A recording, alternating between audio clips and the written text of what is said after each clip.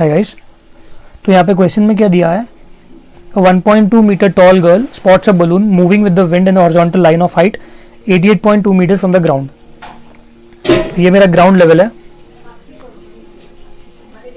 और ये ground level पे यहाँ पे एक लड़की है, she spots a balloon at any instant जो 60 डिग्री है। तो एक पर्टिकुलर पॉइंट पे वो एक बलून देखती है यहाँ पे, हॉरिजॉन्टल लाइन के साथ, और ये उसका लाइन ऑफ साइट है। तो the angle formed is how much, the angle formed is 60 degrees. Now और क्या दिया हुआ है क्वेश्चन में, after some time the angle of elevation reduces to 30 degree. तो ये बलून क्या होता है, ये बलून थोड़ा चलता है, थोड़ा सा जाता है और एक दूसरे पॉइंट पे आ जाता है ये balloon. So the angle of elevation of this particular balloon is now 30 degrees. हमें क्या निकालना है, distance travelled by the balloon. तो ये बलून ये पॉइंट से लेकर ये पॉइंट तक कितना गया, इसका मुझे डिस्टेंस निकालना है। और क्या दिया हुआ है क्वेश्चन में, ये पूरा हाइट कितना दिया हुआ है, क्वेश्चन में क्या दिया है, horizontal line at a height of 88.2 metres from the, हो गया 88.2 मीटर्स। और ये गर्ल का हाइट कितना है, गर्ल का हाइट हो गया मेरा 1.2 मीटर्स। ठीक है, ये मेरा क्वेश्चन है। को स्ट्रेट लाइन ड्रॉ करता हूं। तो अगर आप देखोगे कि मुझे ये बलून से, ये बलून का ये पॉइंट टू ये पॉइंट, ये जो पूरा डिस्टेंस है ये मुझे निकालना है। मतलब अगर मैं ग्राउंड पे देखूं तो ये जो पूरा डिस्टेंस है ये मुझे निकालना है। तो इसको मैं ट्रिग्नोमेट्रिक वे में बताता हूं। ट्रिग्नोमेट्रिक वे में कैसे लिखूंगा, let C D be the height of the girl, और जो बलून है मेरा, it moves from point A to point B. अब पॉइंट ए के लिए मेरा एंगल कितना था, पॉइंट ए के लिए मेरा एंगल था 60 डिग्रीज, और पॉइंट बी तक का एंगल कितना था, पॉइंट बी तक का एंगल था मेरा 30 डिग्रीज। तो मुझे क्या निकालना है, the distance travelled from A to B is what I need. तो इसका स्टेटमेंट लिख देता हूं मैं, let C D be height of the girl and let A B be the distance travelled by the balloon. ठीक है, distance travelled by the balloon. Triangle को complete कर देता हूं मैं, बी सी डी, अच्छा सी डी तो already ले लिया मैंने,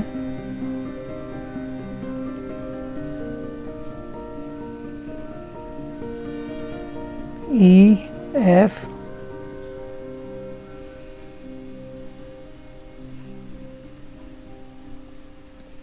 जी एच।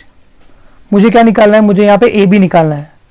अगर आप फिगर में देखोगे तो A B corresponds to G, E corresponds to F H. ठीक है, अब अभी क्वेश्चन में क्या दिया हुआ है, क्वेश्चन में दिया है कि द बी एफ डिस्टेंस का, distance of B F is how much, 88.2 metres, और इसका डिस्टेंस कितना है, लड़की का हाइट कितना है, 1.2 metre.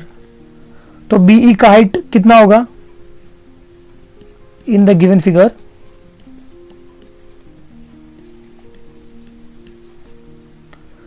B F is equals to B E plus E F. अभी बी एफ क्या है यहाँ पे, बी एफ का मतलब पूरा height is given as 88.2। B E का हाइट कितना दिया हुआ है नहीं पता मुझे, तो B E I write as it is. E F का वैल्यू कितना है, ये 1.2 है, तो ये 1.2 है, तो ये भी 1.2 हो जाएगा। तो बीई प्लस 1.2, तो बीई कितना हो रहा है 88.2, ये प्लस 1.2 उस तरफ गया तो माइनस हो जाएगा, माइनस 1.2। सो बीई का वैल्यू कितना हो रहा है 88.2 माइनस 1.2 कितना, 88.2 माइनस 1.2, 2 माइनस 2 0, 8 माइनस 1 7, 87। तो बीई का वैल्यू कितना हो रहा है 87। तो यहाँ पे बीई का वैल्यू 87 आ गया। अगर बीई का वैल्यू 87 है तो एजी का वैल्यू भी 87 हो जाएगा। ठीक है, तो अभी मुझे क्या करना है, मुझे पहले सी जी का वैल्यू निकालना है, फिर मुझे पूरे सी ई का वैल्यू निकालना है, फिर सी ई में से सी जी माइनस करूंगा तो मुझे जी ई मिल जाएगा। ये मैं आपको ट्रिग्नोमेट्रिक वे में करके बताता हूँ नेक्स्ट पेज पे। यहाँ पे मैं छोटे ट्रायंगल से शुरुआत करता हूँ। तो इन ये राइट एंगल ट्रायंगल है, इन राइट ट्रायंगल ए जी सी। अब ए जी सी में एंगल कौन सा है मेरा, 60 डिग्रीज है।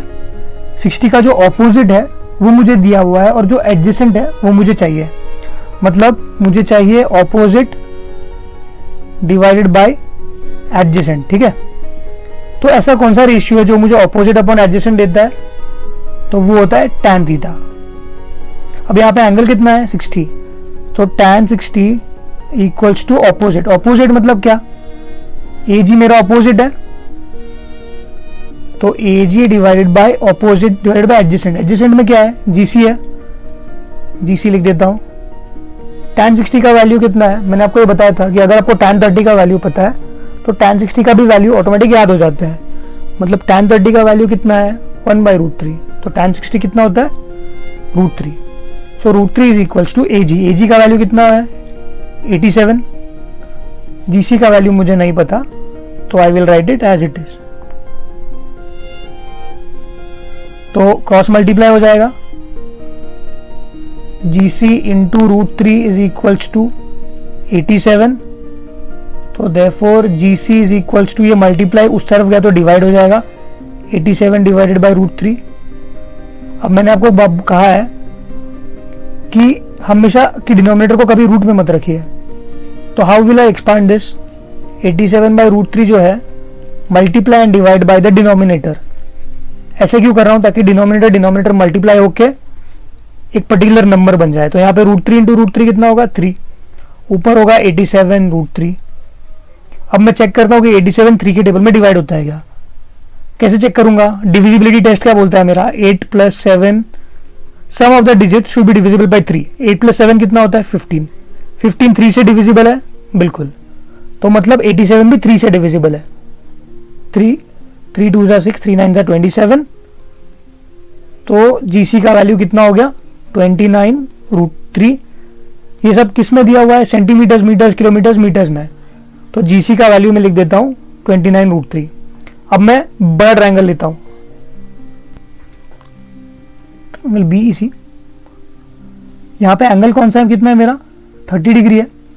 30 डिग्री के जो ऑपोजिट है वो दिया हुआ है और जो एडजेसेंट है वो मुझे निकालना है। ठीक है, मतलब मुझे ऑपोजिट अपॉन एडजेसेंट चाहिए होगा, तो मैं लिख देता हूं ऑपोजिट डिवाइडेड बाय एडजेसेंट। तो ये ऐसा कौन सा रेशियो है जो मुझे ऑपोजिट अपॉन एडजेसेंट देता है, tan थीटा है। यहाँ पे एंगल कितना है 30 डिग्री, तो मैं लिख देता हूं tan 30 is equals to, opposite side कौन सा है, बीई मेरा ऑपोजिट साइड है, तो tan 30 is equals to B E divided by adjacent क्या है, ये पूरा साइड होगा सीई, क्योंकि मैं बड़ा ट्रायंगल ले रहा हूं, तो B E divided by C E. tan theta मतलब कितना, tan थीटा मतलब 1/√3। tan 30 याद रहेगा तो tan 60 भी याद रहेगा, tan 60 याद रहेगा तो tan 30 भी याद होगा। तो tan 30 is 1/√3, tan 60 is √3 and vice versa. तो अभी बीई का वैल्यू कितना दिया हुआ है 87 डिवाइड बाय सीई कितना है, सी मुझे नहीं पता है, तो I will keep C as it is. Cross multiply करता हूं, सी आ जाएगा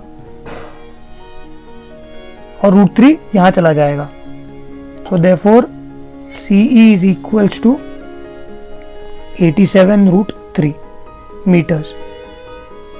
तो क्वेश्चन में अगर देखोगे तो मुझे पुराने ट्रायंगल से ये मिल गया था और अभी के ट्रायंगल से मुझे ये बड़ा सीई का वैल्यू मिल गया है।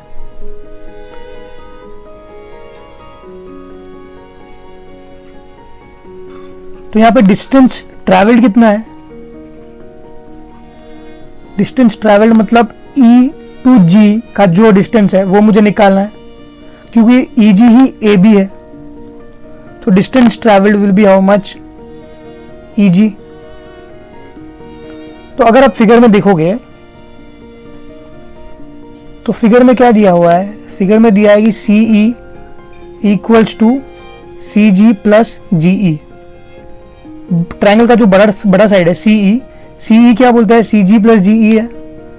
अब सी जी का वैल्यू मुझे पता है क्या, हाँ मुझे मिला था। मैं पिछले वाले रेशियो को नंबर 1 दे देता हूं और ये वाले रेशियो को नंबर 2 दे देता हूं।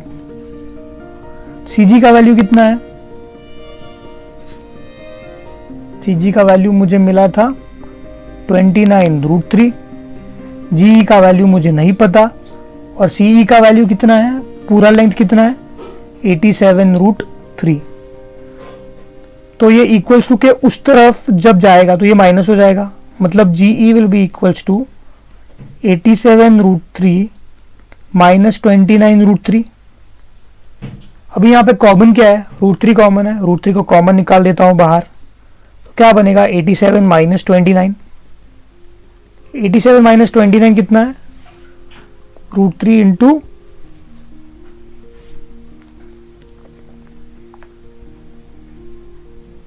58। So the final answer is 58√3 metres. तो क्वेश्चन में क्या मांगा था, find the distance travelled by the balloon during the interval. तो मैं लिख देता हूं therefore distance travelled by the balloon equals to 58√3 metres, full stop.